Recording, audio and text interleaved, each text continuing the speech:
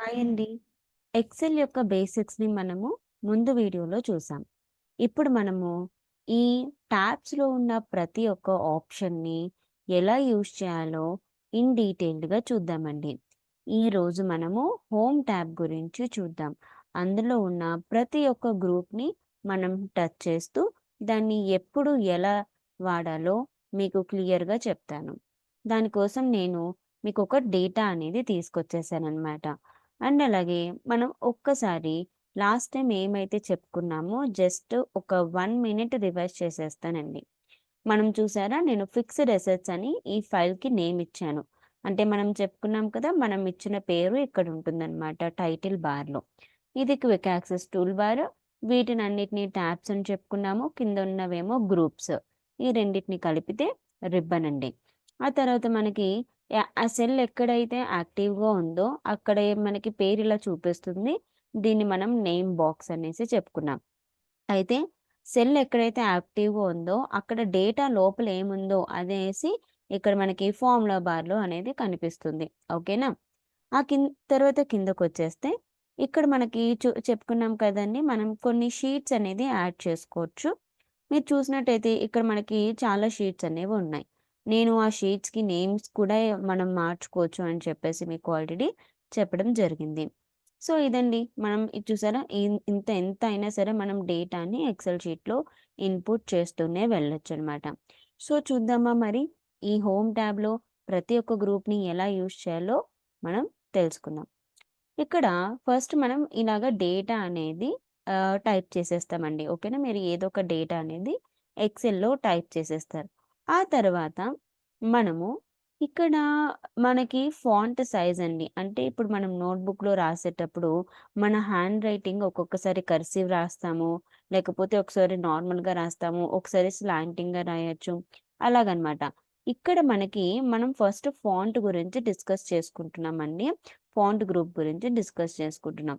So, font అంటే ఏంటి అంటే ఇక్కడ మనకి సింపుల్‌గా చెప్పాలంటే ఆహ్, టెక్స్ట్ కనిపించే స్టైల్ అనమాట. అంటే మనం ఏదైతే డేటా ఎంటర్ చేశామో ఒక్క నిమిషం అండి. నేను ఒక చిన్నది తీసుకుంటాను.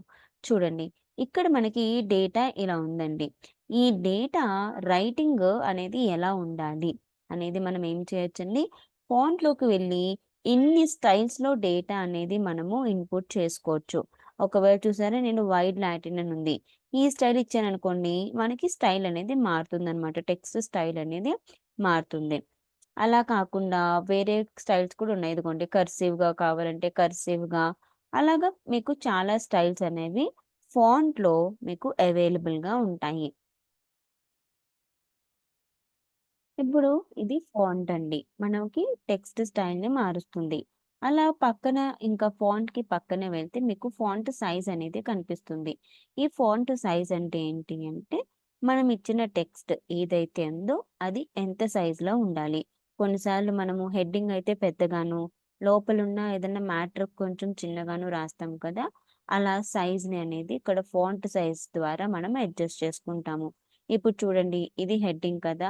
ఈ హెడ్డింగ్‌కి నేను ఎక్కువ ఫాంట్ సైజ్ అనేది ఇచ్చేయొచ్చనమాట. 20 అట్లాగా అనేది ఇచ్చేయొచ్చు. అలా కాకుండా లోపలున్న మ్యాటర్‌కి కొంచెం తక్కువ ఇచ్చుకోవచ్చు. అది మీరు అలా ఫార్మాటింగ్ అనేది చేసుకుంటారు. ఆ తర్వాత ఇంకొంచెం పక్కకి వెళ్తే మీకిక్కడ క్యాపిటల్ ఏస్‌తో 2 లెటర్స్ కనిపిస్తున్నాయి. ఓకేనా?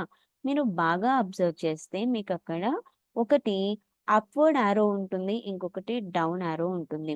ఈ అప్ యారో అంటే ఏంటి అంటే, ఇది కూడా ఫాంట్ సైజ్‌ని ఇంక్రీజ్ చేయడానికే. కాకపోతే ఈ ఇక్కడ మనం ఫాంట్ సైజ్‌ని మిడిల్ నంబర్స్‌తో కూడా ఇవ్వచ్చు. అంటే ఏంటి అంటే, ఇప్పుడిక్కడ 9 ఉందండి. ఓకేనా?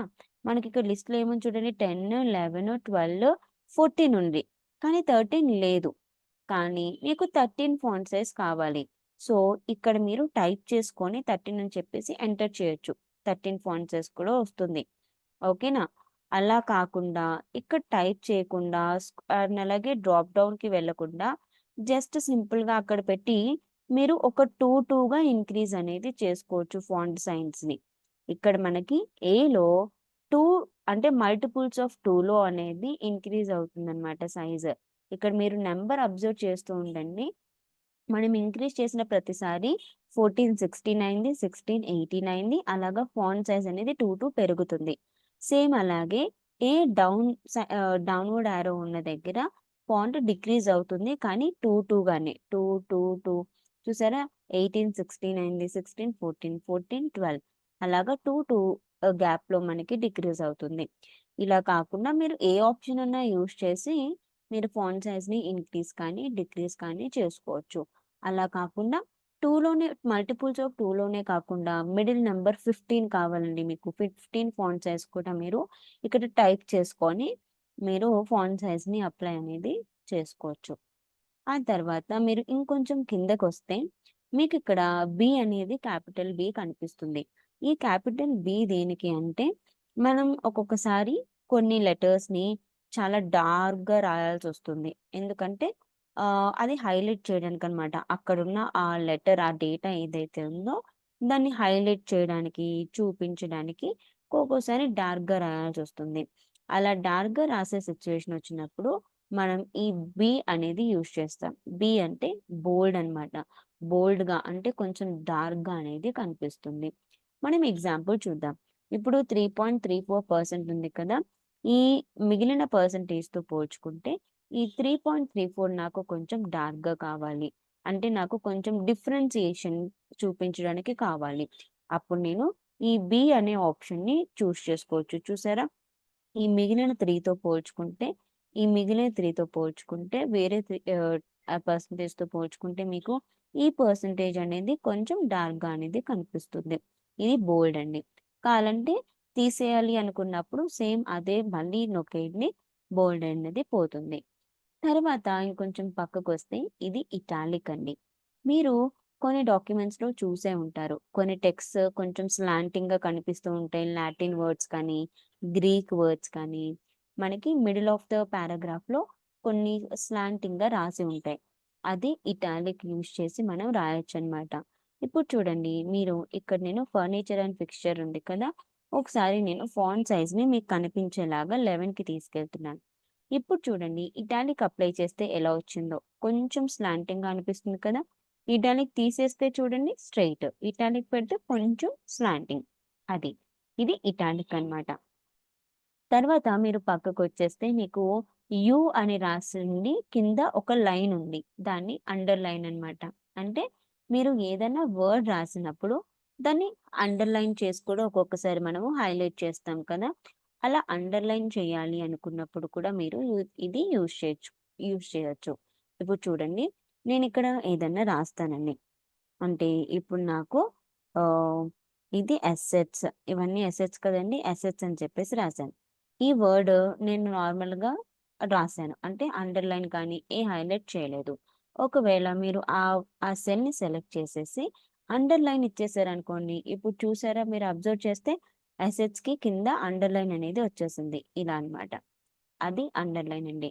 ఆ తర్వాత మీరిక్కడ చూసినట్టయితే అండర్‌లైన్‌కి పక్కన చూసినట్టయితే మీకు ఇవి బోర్డర్స్ అండి. అంటే మనం ఏదైనా టేబుల్ డ్రా చేసినప్పుడు ఎక్సెల్ షీట్‌లో టేబుల్ డ్రా చేసినప్పుడు అలాగా మనకి బోర్డర్స్. మీరు అబ్జర్వ్ చేస్తే మీరనుకోవచ్చు. నాకు షీట్‌లో ఇక్కడ చూడండి. షీట్‌లో ఇప్పుడు ఏదైనా టైప్ చేశాననుకోండి. ఇవన్నీ ఎలా కనిపిస్తున్నాయండి? మీకు బాక్సెస్‌లా కనిపిస్తున్నాయి కదా! ఇవన్నీ మీరనుకోవచ్చు ప్రింట్ అయినప్పుడు ఈ బాక్సెస్ అన్నీ వస్తాయి అని చెప్పేసి. మనకేంటంటే ఇది మనకి ఇప్పుడు డేటా ఇన్‌పుట్ చేయడానికి మాత్రమే ఇలాగా కనిపిస్తుందండి. కానీ ఇదే పేజ్‌ని మీరు ప్రింట్ చేస్తే మాత్రం ఈ బాక్సెస్ అనేవి మీకు రావన్నమాట. ఇది వైట్ పేపర్‌గానే వస్తుంది. సో, ఇలా కాకుండా మీరు ఇక్కడ డేటా రాసినప్పటికీ మీకు వైట్ కాకుండా అక్కడ బోర్డర్స్ రావాలి అనుకుంటే మీరు ఈ బోర్డర్స్‌ని అప్లై చేసేసి ఆహ్, మీరు టేబుల్స్‌ని కన్‌స్ట్రక్ట్ చేయొచ్చు. అప్పుడేంటి అంటే మీరు ప్రింట్ చేస్తే ఆ టేబుల్ యాస్ ఇట్ ఈస్‌గా వస్తుందన్నమాట. ఇది బార్డర్‌తో చేస్తాం మనము. ఫర్ ఎగ్జాంపుల్‌గా మనం చూద్దామండి. ఓకేనా? ఇప్పుడు నేను మీకు క్విక్‌గా ఒక ఎగ్జాంపుల్ చూపిస్తానండి. టైమ్ వేస్ట్ అనుకోకుండా ఒక్కసారి చూద్దాం. ఓకేనా? నేను మీకు టైమ్ తీసుకోకుండా చేసేస్తాను. ఒక్క నిమిషం అండి. ఇప్పుడు ఈ 3 ఉన్నాయి కదండీ! మనం కొంచెం డేటా ఇలా తీసుకుందాము. అండ్ అలాగే ఇక్కడ కొన్ని నేమ్స్ తీసుకుందామండి.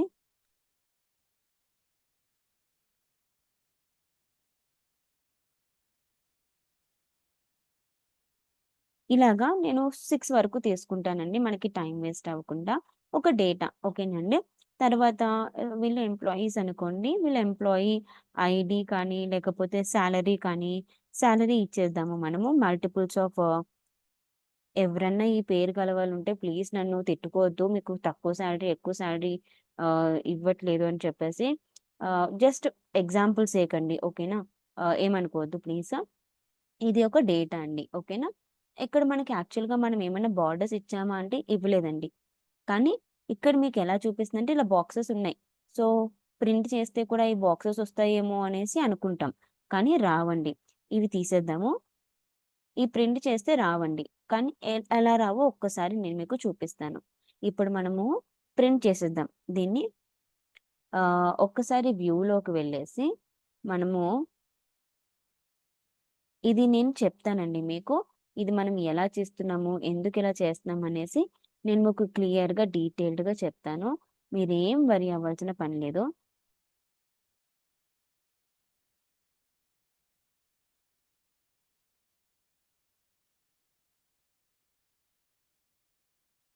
నేను ఈ పార్ట్ మాత్రమే ప్రింట్ చేస్తున్నానండి.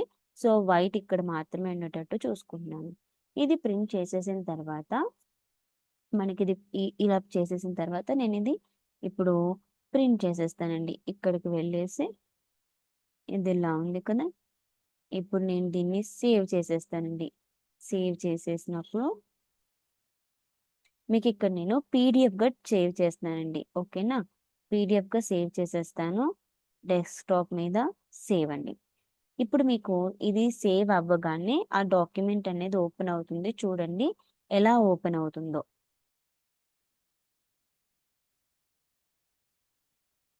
ఇప్పుడు చూడండి మీకిదెలా వచ్చిందండి? ఈ డేటా ఎలా వచ్చింది? మనం ప్రింట్ చేసినప్పటికీ మనకిక్కడ బాక్సెస్ ఏమీ రాలేదు కదా! అలా కాకుండా ఇప్పుడు నేను ఇదే డేటాకి బార్డర్స్ అప్లై చేస్తానండి. అంటే ఫస్ట్ మనం ఈ డేటాని ఒక్క నిమిషం అండి నార్మల్ వ్యూలో పెట్టేస్తాను మీకర్థమవుతది. ఇప్పుడు వీటన్నిటిని ఇలా సెలెక్ట్ చేసుకోండి. సెలెక్ట్ చేసుకొని మనం హోమ్ ట్యాబ్‌కి వెళ్ళిపోయి ఇక్కడ బోర్డర్స్‌కి వెళ్ళిపోదాం. బోర్డర్స్‌లో మీరు చూసినట్టయితే ఇక్కడ మీకు ఆల్ బోర్డర్స్ అని ఒకటుంది. అంటే ప్రతి బాక్స్‌కి ఒక బోర్డర్ వస్తుందండి ఇలా. ఇక్కడ ఇది ఒక బాక్స్ కదా! ఇదొక బాక్స్, ఇదొక బాక్స్. అలా ఇలా ప్రతి ఒక్క బాక్స్‌కి మీకు బోర్డర్ అనేది వస్తుందన్నమాట. ఆల్ బోర్డర్స్ అంటే. అంటే మీరు ఏదైతే సెలెక్ట్ చేశారో, ఏ ఏరియా అయితే సెలెక్ట్ చేశారో, ఆ ఏరియా వరకు ఉన్న ప్రతి బాక్సెస్‌కి బోర్డర్ వచ్చేస్తుంది. సో, నేను ఆల్ బోర్డర్స్ క్లిక్ చేసేసానండి. ఓకేనా? ఇప్పుడు మీకు కనిపిస్తుంది కదా! కొంచెం బ్లాక్ కలర్‌గా హైలైట్ అయ్యి లైన్స్ అనేవి కనిపిస్తున్నాయి. ఇప్పుడు మళ్ళీ మనము ఒకవేళ ప్రింట్ కానీ తీస్తే, ఈ బోర్డర్స్ పెట్టాం కదా!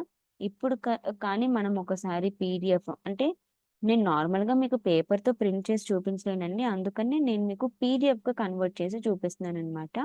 మీరు ప్రింట్ చేసినా సరే ఇదే వస్తుంది. ఇప్పుడు చూడండి. ఇప్పుడెలా వస్తుందో. ఇక్కడ ఆల్రెడీ ఈ పేరుతో ఇంకొక పీడీఎఫ్ ఉందని చూపిస్తుంది. ఓకే.